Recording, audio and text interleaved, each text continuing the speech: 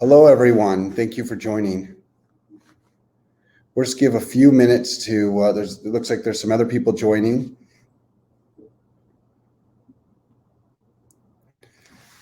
So as we're waiting for people to join, maybe I'll go through a little housekeeping. There's a couple, I think this is going to be a really interesting webinar. I'm glad you were able to make it. Of course, it's called Workforce of the Future, powered by AR and AI, and building knowledge networks. And really, we've got a great panel today, and I'm excited to share them with you here momentarily. There's a couple things we wanted you to know. We are recording this, so there'll be an on-demand version after. Also, there's a chat window where you can ask questions, so we can do some Q&A at the end. We'll leave time for that. If you have some questions from the presenters, some things you want to ask. Also, there'll be some polls that will periodically show up on the screen. If you answer those, you'll be able to see how the rest of the audience answers. So there'll be some interesting information for you to gather there. Okay, I think we're ready to get started. Well, thank you again for joining. And like I said, we have a really great panel here. So really, I just want to introduce the panel. Let's get into like, what really does all this mean? Knowledge networks, connected worker, those types of things. Get a really great, I'm excited about an overview from Anand Rao, really defining like what's going on in the industry. What is PwC going on out there? We're also going to get a really great panel with an end user with Raytheon. So we have two guests here from Raytheon that are really going to share some of their experience, what they've gone through, challenges, and what they're looking to do in the future. I think that's going to be really an exciting topic. I'm really anxious to hear that. And then certainly, like I said, we're going to leave some Q&A at the end.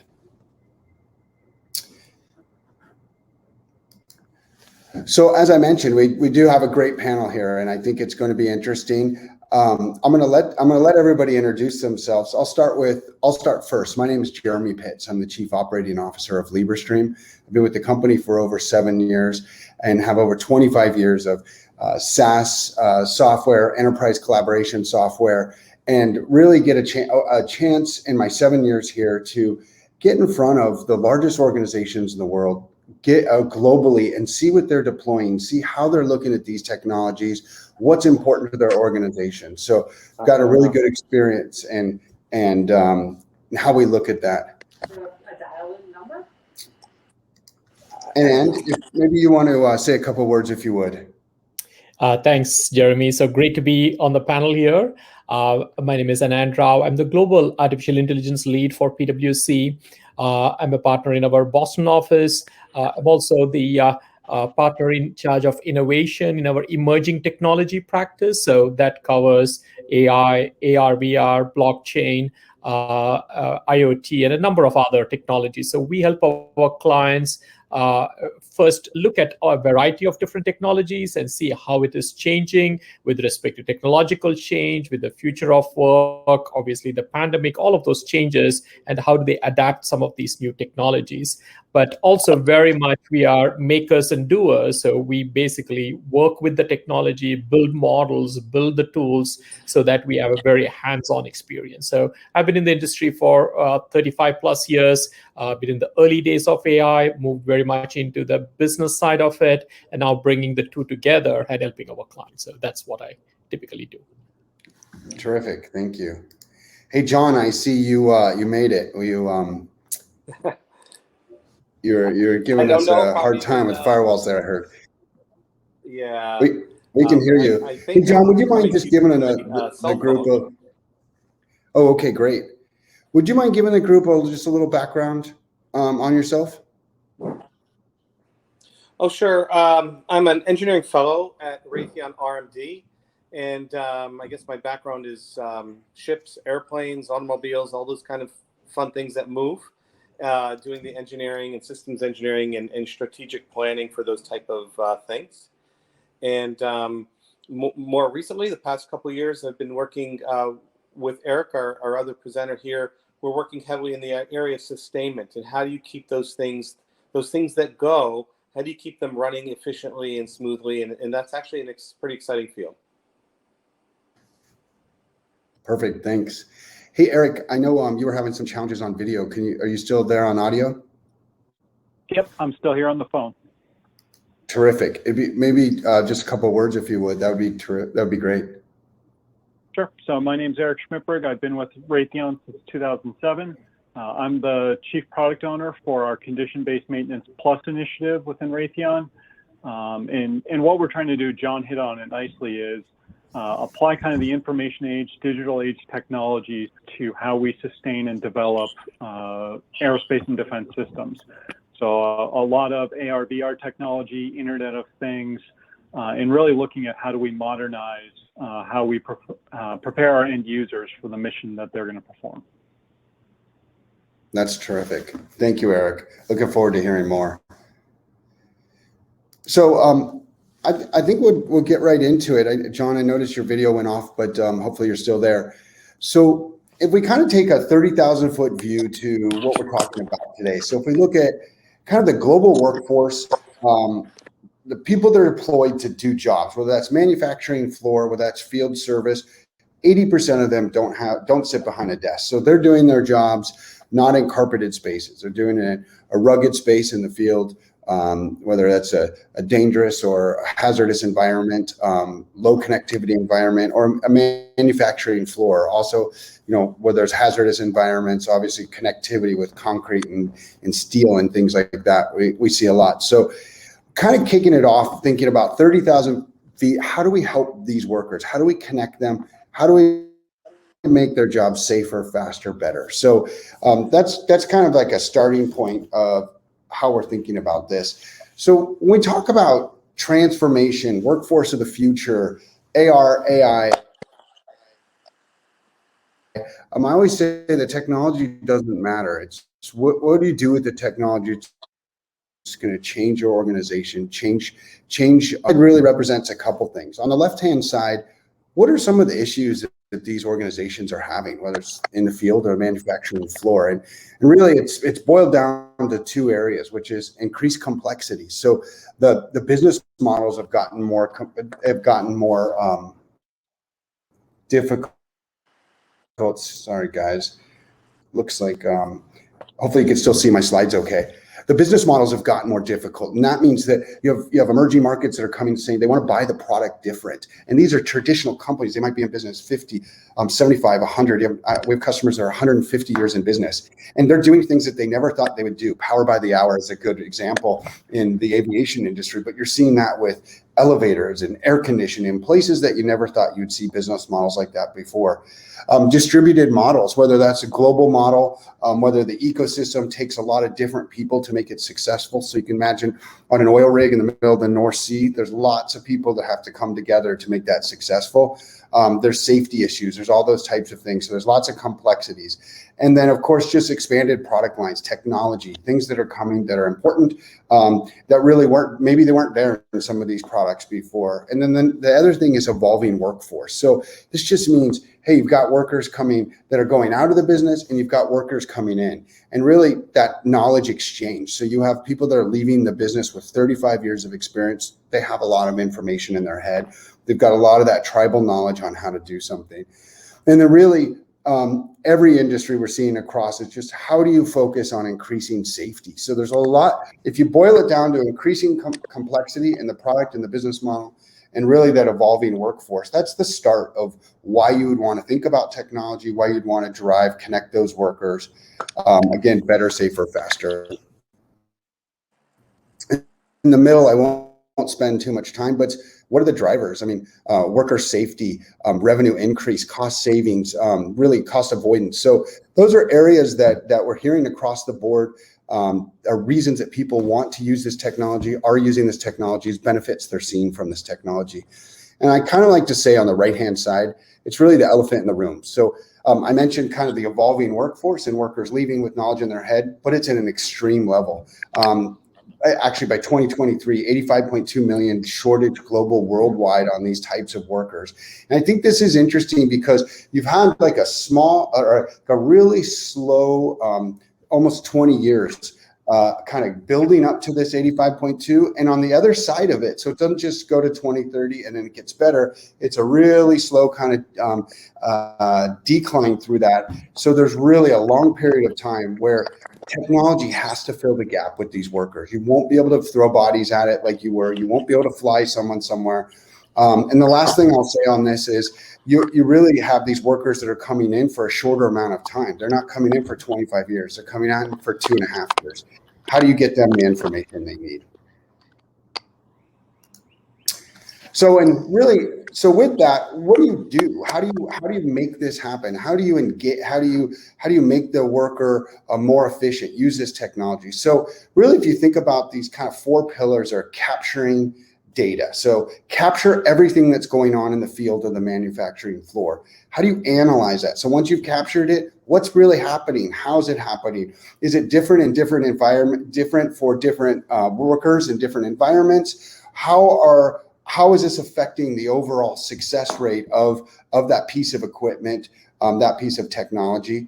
How do you deliver content and information to that worker at the exact moment they need it? So instead of training them, if they're only staying for 2.5, 3 years, how do I train them to do their job, but really get them the information, the specialized information at the exact moment they need it? And then how do I preserve all that? So I want to capture all this data. I don't want it in people's heads. I want to be able to have that information readily available as people need that in the future. So those are kind of the pillars of how we look at using that technology. And then really, what's the drivers of that? So we want our workforce and the organization to be more resilient. So how do we make sure that we're attracting the right talent, we're upskilling them, consistent job performance? Obviously, if we have new business models and they're relying on uptime, we need it to be resilient. We need them to do it right the first time. Efficiencies play right into that. So of course, cost savings, it's always something that factors in. It's natural to where we're going, and increase worldwide global competition. How do we get those uptime gains again into those business models? And I mentioned safety before. So how do we really think about increasing safety, maybe taking some of the load off that worker, letting them do the things that they're really good at, that they can manage, that they see right there, and get them that information. And then why do it? Why now? I mean, why not just wait? So I said 2030 is that big kind of tipping point of the workers. Really what's happening is there's a lot of money on the table. So organizations are thinking about these technologies now. They want to be able to bridge that gap with those workers. They want to capture the efficiencies. As it says here, 2.5 trillion at risk.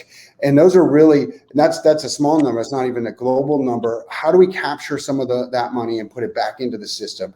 And then, of course, safety, like I said, take some of the workers off the oil platform, but let's make them more efficient. Let's make them safe. Let's get them home to their families at night. And real quick, I'm going to play just a real short video that kind of puts everything that I was talking about together. So let's play that now.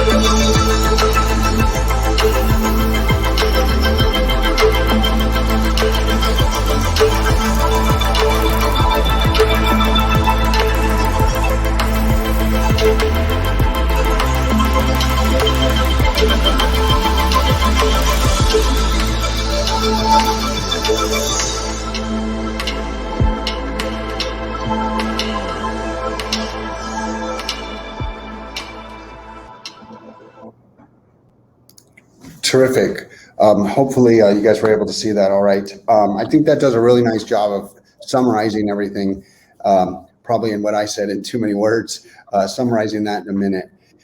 So what I'd really like to do, so in setting the table, and I'd really love if you would just maybe spend some time with the audience and tell them, what you're seeing. What's the global picture look like? What are the things that you're hearing and you're hearing from your colleagues at PwC and, of course, these global organizations that you work with? Yeah, thanks, Jeremy. And it was a great introduction to how the whole landscape is changing in terms of the workforce of the future, and especially how technology is driving it, so specifically AI and AR. And wanted to focus on just those two technologies today. And you'll see this slide here on the right-hand side. We define what AI is, and AI is sort of many things to many people. But from a very classical definition perspective, AI is anything which helps someone to sense better, think better, and act better, right? So any system that can allow us to do that, which is embedded in an environment, in a manufacturing environment, in an agriculture, whatever setting it is, to be able to sense. So sensing is a critical aspect. So, and we all know there are a number of advances there using natural language. We can communicate with the machines using images, video, audio, all of those things. So that's where the advances of AI have come, specifically in the recent decade or so. Then we get into the thinking aspect. So how can we take all of this mass of information? When we talk about IoT or industrial IoT, you have all the sensors sort of pushing us literally for every second, few megabytes or gigabytes of data. And how do you take all of that and make sense out of it? So detecting anomalies, doing prediction, and all of those things goes into that middle bucket of thinking. So various technologies there, so machine learning, deep learning, reasoning, all of that go into that middle one. Then, of course, is the action, right? So you get the insights from the data, and then now you're acting. So very classic example in the manufacturing setup would be predictive maintenance. So we know that the machine is going to go down in the next week, 2 weeks, and the probability of that is very high. So now we better act on it and do more scheduled maintenance rather than having it just fail at any point in the next 2 weeks. So that's the kind of action, both a digital as well as online action you can take. So that's a sort of an overall definition. It's an umbrella of different technologies is what AI is. Now, if you really look at how do I really use AI within my organization, manufacturing plant, processing plant, even within your back office admin, front office marketing, in any of those, the 5 elements that we highlight on the left-hand side are critical, right? So trying to align AI, not so much as a technology, but what is it that you want from a business? So you mentioned earlier, Jeremy, about the resilience. So having the workforce and training getting the trained workforce, and how do we supplement that workforce with some technology? So start from your business vision and then go into what are some of the operating model? How do we actually pull everything together within the organization? Then, of course, third, you get into the technology. So what are some of the devices for sensing? What are some of the technologies for thinking and acting? And how does it fit within an overall environment? Then you go into what we call as the impact of this on the workforce. Any kind of a large transformation like this impacts the work people do, and also the workforce. So how should they be trained, and what should they be doing, and how does the nature of work change? So that, again, just talking about the workforce of the future, that happens to be a very critical element. The last one is more around a culture. So how do you make this sort of continuous learning culture within this constantly changing world? Right? So that's sort of in a nutshell what AI is doing. Now, let's come back to, I think, what you were talking earlier in terms of how is the workforce changing. So if we go to the next slide, one of the things that we have been doing is sort of researching very much on the workforce of the future. You looked at some of the data around 2030, and we really see over the next decade a number of technologies converging, whether it is AI, AR, VR, IoT, blockchain, all of those are converging. So the next slide, we highlight what are some of the dynamics around what's changing in this world.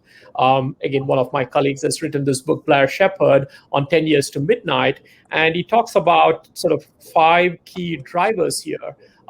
Asymmetry in the wealth, disruption caused by technology, aging workforce. I think you brought that up, Jeremy, right? So that's happening globally, except for a few countries. Most other economies are going to be aging. And then polarization of views and political thinking, and other social views. And finally, trust is becoming almost of a sort of a decreasing commodity now, right? So how do you handle all of those? And if you look at that, other than the naturally aging thing, which is sort of more biological, every other aspect is being impacted by technology, AI, but generally in terms of technology, AR, VR, and other technology. So the next slide, one of the exercises that we did, this was maybe a couple of years back.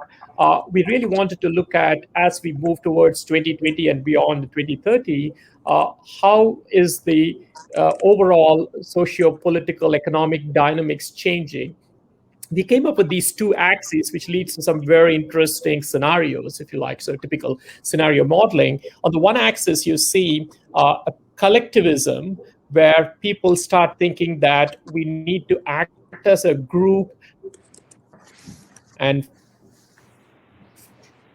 fairness, equality, all of those. The other side, it's more not so much the social good, but more the individual liberties, right? So where if you let everyone act as they do best in a meritocratic fashion, then everyone will be fine, right? So sort of a spectrum, right? So obviously you can lie anywhere in between. That's one axis. And the other axis, much more a corporate axis.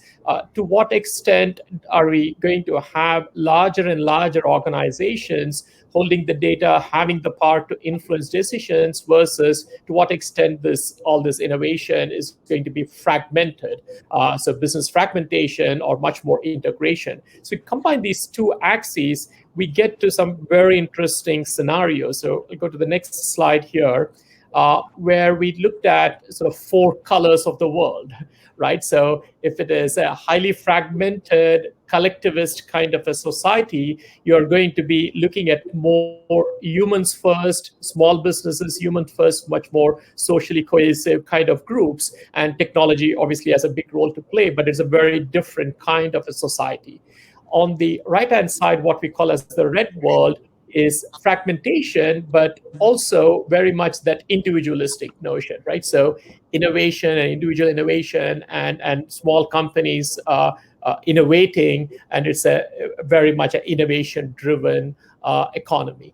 And if you look at the bottom side, where on the right-hand side you have the blue world, where it is large corporates, and again, individual performance is driving everything, right? So shareholder maximization, individual performance. So that's sort of what we call as the blue world or the corporate world. And on the other side, collectivism with integration, you're getting to a more companies care, right? So we are hopefully going more to the left than to the right, I would say. So more on the ESG and some of the other more stakeholder management as opposed to shareholders. So again, no one knows where we would land up in 10 years' time, but each one has a very different implication for how technology is viewed, how we would act as a society. So if you go to the next slide, one of the things that we have done is to look at what are the impact of any of these worlds and AI and automation. And I think you just mentioned some figures around the number of jobs that will be available or will be open in 2030. And we looked at it in a very similar way as to where and how AI will replace some of the tasks, right? I wouldn't say roles, but tasks, and to what extent that it will push that automation, if you like. And then moving further into the 3-year, 5-year, what are some of the other emerging technologies which will start helping people make better decisions, right? So not necessarily replace them, but what we call as augment them. And then over the longer future, maybe 10 years, even 15 years further, some of those, as we get more comfortable as a society accepting some of these technologies, they might become more autonomous. So again, we always talk about autonomous vehicles, autonomous factories, and so on. So there's sort of a lot of autonomy in the last one. But more today and emerging is very much how do we help people, which brings us back to how do we train our people to assimilate more of this technology, both today where some of the routine tasks can be done by the machine, so we don't have to worry about it, release that capacity to address some of the shortages that you mentioned, but then also how do we retrain our people so that they can adopt and assimilate this technology. So if you go to the next slide, what we have done is essentially did a economic exercise of quantifying this. So this was done a few years back. I think it was released in 2016, so you can see the chart going from 2016 onwards. This was even before many of the countries had their AI strategy. So we released this report, and you see basically two area charts there. One is the red one, and the other is the black one.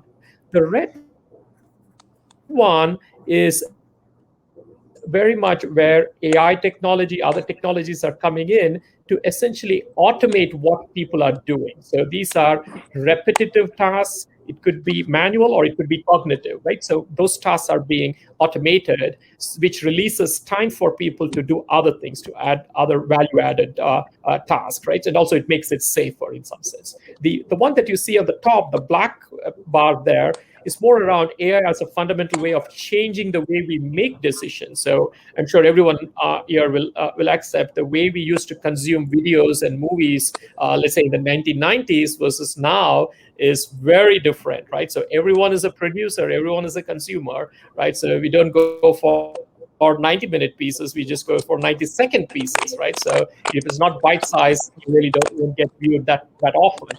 So the whole pattern has changed, and that's likely to happen everywhere. So if you look at this, the overall impact we have estimated to be 15 trillion as of 2030. Roughly 40% of that is in productivity improvement, and 60% of it is in the larger consumption and changes, right? So I think this is an important number that'll funnel fuel some of the growth. So just a couple of slides to wrap it up. So now what we are then, if you go to the next slide, there is a risk of automation. Again, as I said, we are looking at it in terms of 3 waves. So some of the less value-added routine tasks will be automated. But what is more exciting is how do we augment what people are doing? When I talk about augmentation, it is augmenting both the decision making, but also how we operate. So that's where the AR comes in, right? So someone standing outside on a, 50th floor, trying to clean something, you want to pass some messages, you're not expecting them to have a laptop or even a palm top with them. Now you can pipe whatever instructions through their through the ears, right? So, or you can have a glass which overlays some information in terms of AR, right? So how do we change the way people work in critical situations, in safe critical situations? That's the way I think the world is moving, where we can bring in AR technology and the AI technology to do that augmentation, both physical as well as sort of mental or cognitive augmentation. So go to the next slide, and that's where we see AI being used now in a number of areas. So there is a physical aspect to it, and then there's also a virtual aspect to it, right? So I'm first addressing the virtual aspect. So what I mean by virtual aspect, so you have a number of screens here, but what we have done is take any kind of a factory situation or a decision-making situation, you can, using digital twins and AI, model it all in silico, as they say, right? So everything is modeled. So before, this is well known in the pilot domain or aircraft domain, where before you set foot on an aircraft, you need to go through a simulation of 10,000 hours, 20,000 hours on a simulator, so you get very comfortable with the control. So we are suggesting something very similar. If you're running a new factory or creating a new factory or running a factory, do all of those simulations, iron out all of the kinks, look out all the scenarios in silico before you implement. So that's one way AI is changing, and it's actually gamifying learning, right? So before you go on the job, you can actually learn quite a lot about the work you are doing using this. So it can go anywhere from more physical things in manufacturing, processing, oil and gas, mining, and so on, as well as information-oriented industries as well, right? Financial services and insurance. So that's the cognitive part, and how do we supplement that or augment that? If you go to the second slide here, so now I'm doing the same thing, but from a physical space. So again, a number of examples here. What we have been doing within our lab is using both AR, virtual reality, and mixed reality to basically bring in all of these additional layers of information into the reality, right? So we can use some of those for training purposes, or we can also use it as an augmentation during the performance of a task, right? So a surgeon basically operating using some of the AR gear, or someone looking at devices and maintenance of devices with the goggles on, which sort of indicates all the things that they need to be doing, right? So again, all focused on upskilling and augmenting the workforce, either from a cognitive aspect, which is what AI is doing, and doing it more from a physical perspective, which is what AR, VR technology are doing. So this is sort of, I think, gives you a sense as to how these technologies are coming together to really enable this augmented world or the future of work, where we are going to be more and more working with the machines. I wouldn't say the machines will replace us. I would say more we'll be working more with the machines, and we'll be using them to our advantage where they are good at, and we'll use our judgment where we are good at. Perfect. Anand, thank you very much. I thought that was a really good overview of kind of the global view of that. So thanks a lot for that. I'm really excited for this next part. Anand and I put together some questions we thought that might be interesting for you guys. John and Erik agreed that we could spitball them questions, and they would do their best to keep up with Anand and I. So why don't I'll take the first two, and Anand, I'll hand it over to you after that. Okay. Hey, John, maybe actually before we get started, maybe it's helpful if you and Erik want to give a quick kind of just overview of Virtual Works and how you got here and how you look at it. Just something really simple, because I think some of the questions will bring out the details. There you go. All right. Great. Well, Raytheon Technologies is a global firm with globally deployed products, and we have a very inclusive, very collaborative culture. But a few years ago, we looked around and said, well, the culture is great. Actually, it's a really great place to work. But our tools, the collaboration tools, could be improved, and maybe we could find some new ones that were a little stronger to help us, especially in that global arena with very complex products. Not only supporting them in the field after they've been delivered, but even designing them before they're delivered. Then there's the whole concept of upgrading when something's gotten a couple years old. Maybe you want to go out and upgrade it. And then even things like collaboration itself. And we said, well, geez, we have this great culture. We have these products all around the world, but maybe we could use some of these newer tools, AR, VR, mixed reality, to help us along in that journey. And that's how VirtualWorks was born. We have an innovation challenge once a year at the company, and a small team got together and did that. And it's been a very exciting product. We have 4 or more patents issued now, I guess. And we partner with firms like Librestream and others that deliver some really great products. And we're developing this technology and growing it daily. That's terrific. Well, great. Let's dig into the questions. I think the audience, I'm sure that was enough to wet the whistle and get people excited. So you mentioned the environment, and I'd love to hear from Erik too. It was a collaborative environment, but you needed some new tools. Were there real problems that you guys were looking to solve? I mean, was the business coming and saying, I can't talk to a supply chain, for instance, and those types of things? And then how long did it take when you were looking around and trying to find a solution? Yeah, so this is Erik. I'll start, and I'll weigh in on the first question you asked, which is what problems we need to solve. Early on in my career, I worked in depot repair and upgrade programs, running those programs. And like John said, we had our depots spread across the continental United States. So we'd have home base up in the Northeast in Andover, Massachusetts, but we would have 50, 60 vendors that we had to work with across the U.S., major repair centers in the Northeast, in Texas, in Virginia. And what we found is there are certain problems that would occur when you're repairing hardware where you really need an expert to look at it. And you'd almost need the person who designed it to come look at it. And what we found is we got into a very understandable, but in retrospect, bad habit of we'd almost do a milk run where once a month, those one or two subject matter experts would get on a plane and they'd do a world tour across the US to the major sites where we routinely had issues that would back up. And the bad habit there was those sites got in the habit of, okay, well, any problem I'm working on that has something more complex than I think I can explain over the phone, I'll just put it on a shelf until John comes down in a month because he's coming on his milk run. And when you're in the repair business, the end users need those parts now. They don't send them back to you because it's nice to have. They send them back because they need them. And if you've got something on the shelf for 2 weeks, 3 weeks, 4 weeks, that's a major problem. That's the problem we were really trying to solve is how do we cut into that white noise in our repair process and allow an expert to almost become an on-demand service to the people who were doing the repairs on the ground.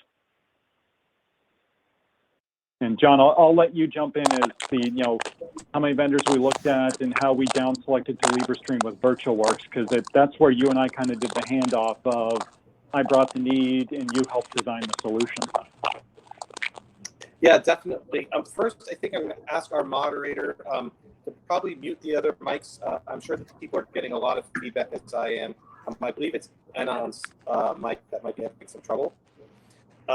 So that being said, Erik hit on a lot of very important topics. Really, some of what he said helps set up the idea of ROI. And when you look at return on investment, you also look at, well, why am I getting this technology? So all those are sort of intertwined. And one of the things he said is, hey, we have these people on a milk run running around, and sometimes they can handle the complex issue, and sometimes they need to phone home or fly back home. When you think through that a lot, what you end up with is sort of first and second order effects, right? So your first order effect is, hey, I'm going to save a couple of plane tickets a month because maybe I don't have to fly these people as frequently or as much. The second order effect of that is, hey, now I've lowered the stress on a key employee because out of 10 trips a month, now they're only making 8, and I'm just making up these numbers, right? But now, so you have a first order effect of saving a plane ticket, second order effect of lowering stress. You have a first order effect of getting a machine up and running with fewer hours, and you have a second order effect of your A sub O or your availability going up, right? And in our industry, I think Jereme mentioned, thrust by the hour or pay by the hour for the airline industry, right? Or the oil industry, it's like gallons per second or gallons per minute because it's a very competitive industry. And if we think that way too, in our industry, it's the same thing. We want that equipment to be up and available and running all the time. And how can we do that? And certainly adding in augmented reality or mixed reality collaboration tools helps us provide that faster turnaround. Perfect. Yeah, and I'll just add on top of this, addressing some of the questions in the Q&A, because I think it's a good point. What makes the kind of solutions that we've partnered with Librestream on different from a Zoom or a Teams is the mobility and the relevancy and the ability to interact. Yeah. What we found is, again, I'm a depot guy, so I'm not talking about John's going to go into his office and call me and we're going to just talk face to face. He's going to want to go down onto a depot floor or a factory floor where there's hardware being worked on. He's going to want to show me the hardware. I'm going to want the ability to interact and show him things on the hardware. So the ability to use augmented reality to, put a 3D model on top of the hardware, call out specific wires or modules or cables. You can get there with Zoom by using like the pen functionality and trying to circle things. But what we found is we've been able to build in through augmented reality the most common failure modes and push those through the HoloLens, push those through the VirtualWorks solution, but also record them and just make them training material so that, here's how you replace subassembly A5. And now that's a built-in training material that people can use, which gets to a third order effect of you're not bugging the expert anymore because you're empowering people at the point of need. So that's where I see this as different from a Teams or a Zoom. It's the mobility and it's the ability to bring much more dynamic content on top of reality. Yeah, I think that's a really good point, Erik. Let's kind of bring us to our next question, which is maybe some of the, I mean, you guys have done a great job already kind of saying some of the value and benefits, but is there anything that surprised you that came into play as you started rolling out this solution? So I'll start by saying what really surprised me was we started with one or two very specific use cases in mind and how those have iterated over time. And it's almost become a double-edged sword. One, there are a lot more use cases than we anticipated, but two, the really valuable use cases weren't the first one we thought of. So having the mental flexibility within our team to really focus on, let's be open-minded, let's get this out there, get feedback from the people that will use it and find out where they see the value has been as important as the technology itself. So I've been very surprised of how often we show this to people and you go, well, this is really great, but have you thought about using it this other way? Because that would be hugely valuable to me. Yeah, that's a really good point. John, anything you want to add real quick there? Yeah, I would just layer on what Erik just said. He's getting all the main points. We've seen use cases just proliferate the last maybe 12 months. And a couple were because of COVID, but not all of them. A lot of them were just people discovering the system, using the system, calling Erik or myself and saying, hey, what do you think? Can I try this? And one of the big ones is inspections, right? And that's a kind of a generic word. But we're finding out that we can inspect things at a vendor. We're finding out that we can inspect things for delivery. We're finding out that we can inspect things for interoperability. And so many use cases, even from a simple point of view like that. There's something I call the collaboration effect we're starting to see, which Erik hinted on. He said, where you have the 3D model, he says, well, hey, we're going to empower people at the point of need, which is an excellent statement. I call that collaboration effect, where we're getting, instead of one or two experts in a room, we're able to get 10 in a room, talking to the person in need a mile away or 10,000 miles away. And then out of those 10 experts, the one that really gets it, the one that really understood that little piece of history is there and says, oh, geez, you know what? You forgot to turn the bolt to the left. You're supposed to turn it to the right, And but it's because all of those people were together collaborating, and the person at the point of need was listening and under it and able to both communicate the problem and then receive the answer. So again, we're just seeing so many interesting, fun use cases we never thought of 5 years ago. We just think, hey, collaboration's great, but we didn't really know what that meant. And it's been a great journey. That's terrific. Hey, John, everyone knows it's righty-tighty, lefty-loosey when you're doing a bolt. No? Hey, and I was thinking maybe just looking at the time, there's a couple questions I know we put together. Maybe you want to add these two, and then we can go into some Q&A. Sure. John and Erik, I think both of you gave some great examples of the use of AR, the inspection one, as well as sort of going into a shop floor and overlaying 3D and other annotations. So where do you see this technology going further, right? So I know there is quite a lot to just get this fully adopted. So what do you see as the next things, both within Raytheon as well as, John, from your perspective, what are you seeing outside? Okay, great. I mean, I'll start within Raytheon, and John, I'll let you tackle the outside, because that seems to be dynamic you and I both work in. First one, and it's not specific to VR or AR technology, but I think we're kind of all living it real time now. Folks will notice I've called in from my cell phone. John has been fighting with the video on his, and I think there needs to be an evolution of the infrastructure that surrounds these solutions. We both work in defense, so in our world, collaboration is much more difficult because depending on what information we're sharing, it could be classified, it could be US only, it could be country X only. So we always need to be very, very aware of who we are talking to, who we are collaborating with, what the subject matter is, what protections or documentation is needed to distribute the information we're trying to share.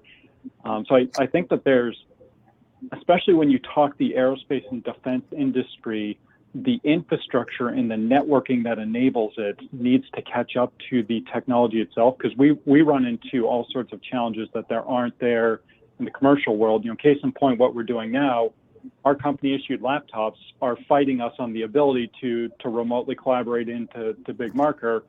And it's because they've locked it down so that someone can't inadvertently disclose company proprietary or US only information. So that's the first one. Specific to VR and AR technology, I think I get very excited about the training implications. I'm a big fan of books and video games. So I look at, like Ready Player One, where they had the full virtual reality. We're starting to look into that kind of video game-based training, and it's all using virtual reality.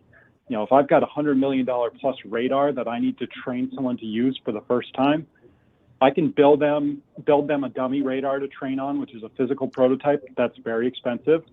They can try and train on that $100 million radar, but if, God forbid somebody does something and breaks it, that's expensive. Or I can have a virtual reality representation, and that's a force multiplier. I can train multiple classes at the same time on how to use that in VR. And if they break it, so be it. You just re-render the model. That's right. Yeah, that's a great use case, Erik. So I remember way back in the 90s where there were domed simulators which the Top Gun pilots were using to get trained on various types of combat maneuvers. And I remember even those days it was $1 million a piece just for one dome simulator. You can hardly get 16 Top Gun pilots all trying to do war gaming. So that's where I think some of these technologies come on their own. John, any perspectives from the external side? Well, yes. I think I've been. Yeah, definitely. I really like what Erik said and the way you're setting things up. And I would add, it's just a cousin of what he just talked about. Is I'm very interested in capturing knowledge from our aging workforce. Really, it's across the globe issue. It's not just an A&D issue. And how can we sort of, as people are approaching their retirement 2, 3, 4 years ahead of that, how can we capture some of that knowledge? And a lot of people talk about in the factory where you're using your hands, right? And that's maybe a little bit easier to capture that type of knowledge. But what I'm looking at is how can we capture white collar knowledge where people are maybe just doing a spreadsheet. And as we all know, spreadsheets are incredibly dry and boring, and you might start to cry if I made you train on a spreadsheet. But I'm thinking, hey, are there ways we can do that? Are there ways we can capture that knowledge for our younger workforce to be trained, mentored? How can we use it as a mentoring tool? So I'm kind of looking at some of those things as well in our industry.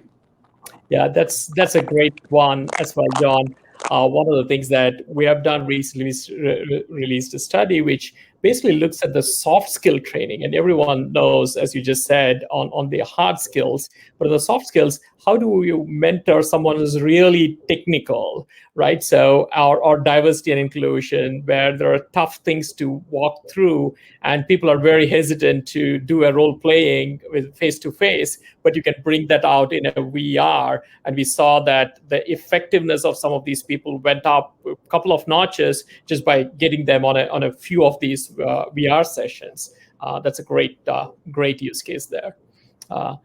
So maybe there's one more question. So I know, Erik, you mentioned this, that obviously there are a number of technologies that come in very much from the military side, but then gets exported, if you like, more into the commercial sector. So as you see that progression, obviously, Raytheon and both of you are at that leading edge of it. So what advice would you have for some of our listeners more on the commercial space as to what are some of the learnings that you have on your side that can translate or should be translated into the commercial space? Sure. So I'll do a public service announcement at the beginning. I've become a system engineer, so I tend to talk in system engineering language. So I'm going to answer that question that way. Be aware of the use cases the actors and the stakeholders of who you're going to apply these solutions to. And what I mean by that is have a very clear use case. Here's the problem I want to fix to start to begin with, and be very explicit about that. This is why we're doing this. This is the problem we're trying to solve. I see a question in the Q&A about what are the KPIs. That goes along with the problem. How do you define the problem? What are the KPIs that show it's a problem? And what improvement do you anticipate by utilizing this technology? The actors would be who cares about that? Who's going to use it? Why should they care? How is this going to impact their day? How is it going to save their time or their energy? And then the stakeholders is, the people around who might be impacted or may have other visions of higher priority use cases. So I found that what's really helped us is almost applying an architecture mindset of explicitly documenting those and then being flexible enough as we discover new use cases to bring them into our architecture, to define how they're going to be a part of the solution, and having a very systemic way to identify and prioritize which use cases we try and solve. Because ultimately you want to build momentum on this, and you don't want to either go scattershot, try and solve every problem, every use case at once, or two, you don't want to pick the worst use case and everyone goes, oh, they picked one that nobody really cares about. Why should I care about this technology? That's right. Yeah. Yeah. Really good points. Hey, I'm just looking at the time, you guys, and I'm thinking there's some good questions that came in.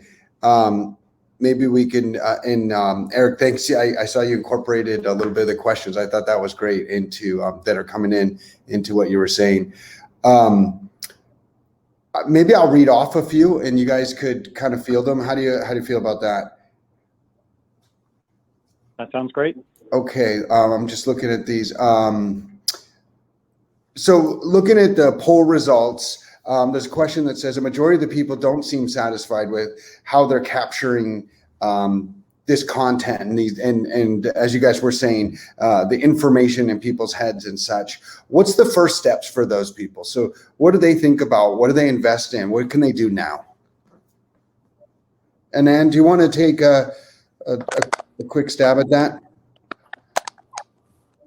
Yeah. So there are a number of use cases, as Erik was mentioning, that are low-hanging fruit, right? So I would say always sort of start small. So you might have big thinking in terms of where you want to take this, but start small with some very specific use cases. I think we discussed quite a few today, right? So training is almost a no-brainer, right? So that's something that happens in a very controlled environment, right? So, and you're coaching and training people.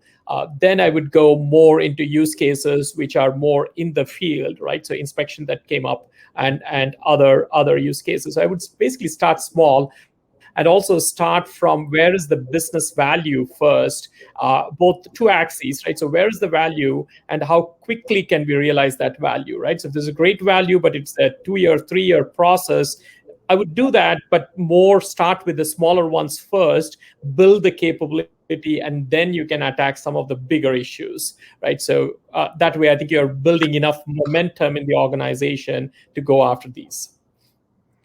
Hey, John, I don't know if you heard that question. It was kind of like, where can people start now? Like, what are things they could think about? Well, Oh, you want to unmute? There you go. Yeah. I'm trying to take it off. There we go. Great.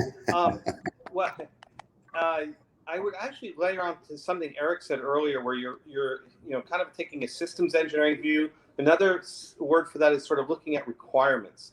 And I think when people are looking at technology, they get so enamored by the tech itself, right? The camera or the network or the software.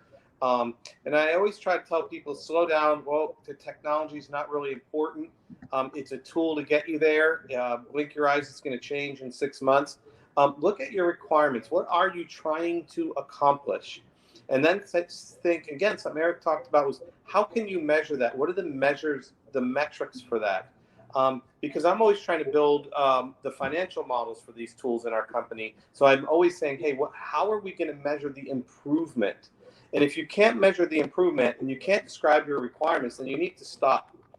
Because buying a glitzy camera or a headset is not going to solve your problem. You have to define the problem first, then define the measures of it, understanding that they're going to change, understanding that you don't know much on day one. But I would say that it's really a systems engineering view of the world, but it does work. Yeah, I think that's really sound advice. I would say Erik also said kind of those, kind of where you were going down, John, the use cases, the kind of the actors within it and the stakeholders. How do you bring them together? What are the immediate wins? Anand, I really like how you said that, and I think it does get overlooked. It seems so simple, which is, what's the value and how do we get it the quickest way? We often say, we call this climbing Mount Everest would be the end goal. We've got everything, we capture everything, we're able to analyze that data, and we can push it out at a moment's notice to the right person at the exact right time. That's Mount Everest, and that's going to take some time, whether that's a 3, a 5, or a 10-year journey. I think we'll all see that. But what are the things you could do now? How do you get the most bang for your buck, the most ROI? And I think that's exactly how we see the most successful organizations looking at it today. Point I'd like to make. There's another point I'd like to make just to complete that thought. It's something I call your customer's customer. I have a chapter in my book on that, where it's sort of what we talked about earlier, a second order effect. You say, well, my customer is this person, let's say they're trying to do an inspection. But then what I want to tell you is, who is the inspection for? And what are their metrics? And what are their success goals? Because then what you've done is you can start to add those together, and your ROI increases tremendously, because now you've made 2 or 3 or 4 groups happy, or 2 or 3 or 4 processes better. It's your customer's customer, and that kind of thinking is very powerful. Yeah, I think that's a really good point. Hey, and I think this one's aimed towards you, and I think it's a really good question. I'll explain why in a second. But John and Erik, I'd love for you to put your take in it too. And as we go out as Librestream and we consult with these global 2000 organizations, we hear this a lot when we talk to the field.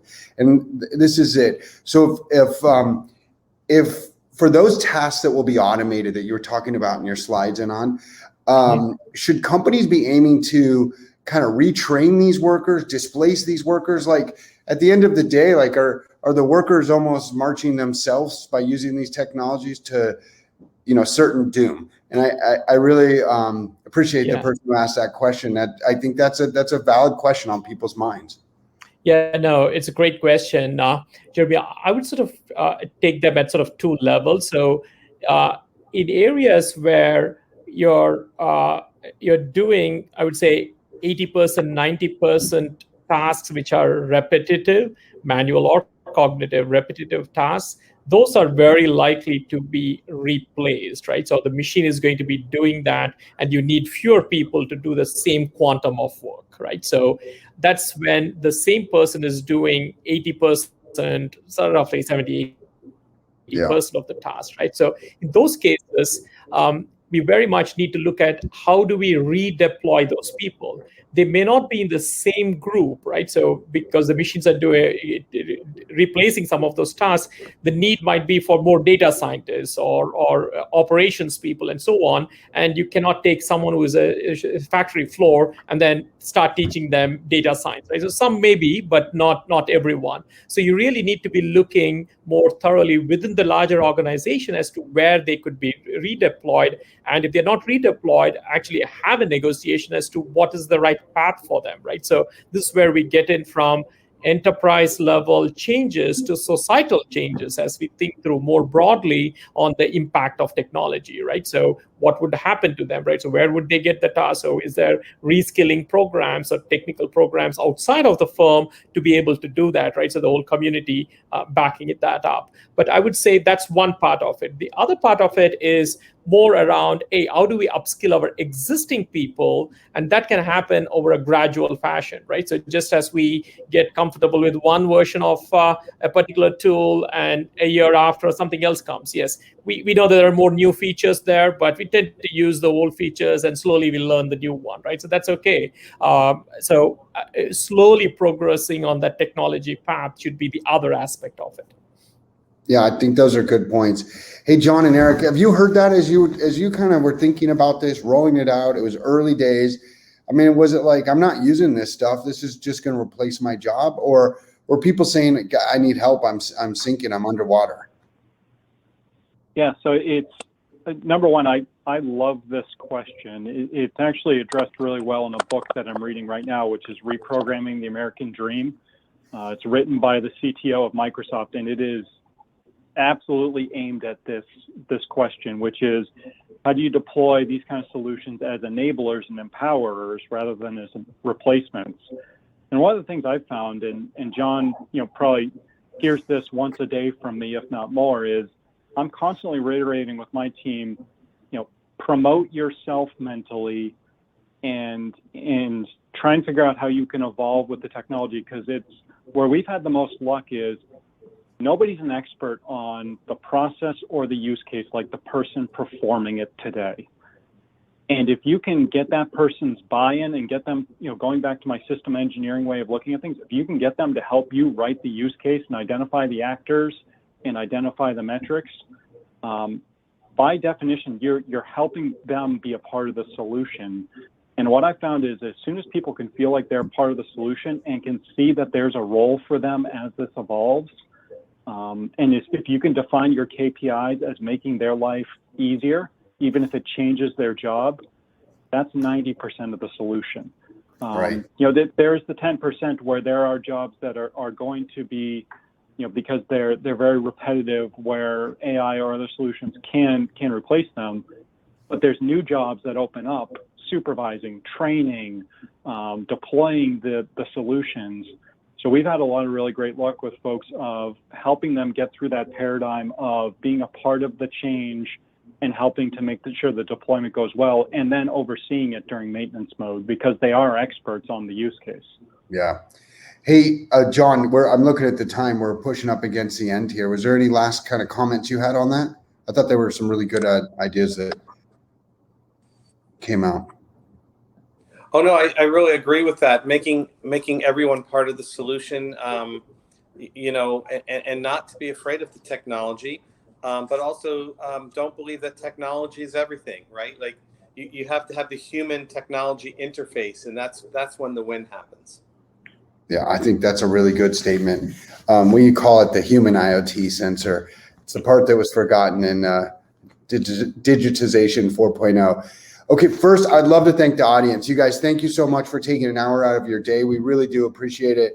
In the panel, you guys were great. I really thought your answers were very thoughtful and really in line with how people are experiencing these technologies now, the issues they're having. So for me personally, I can thank you guys very much for your honesty and your knowledge, your deep knowledge of this. So thank you very much. We appreciate your time.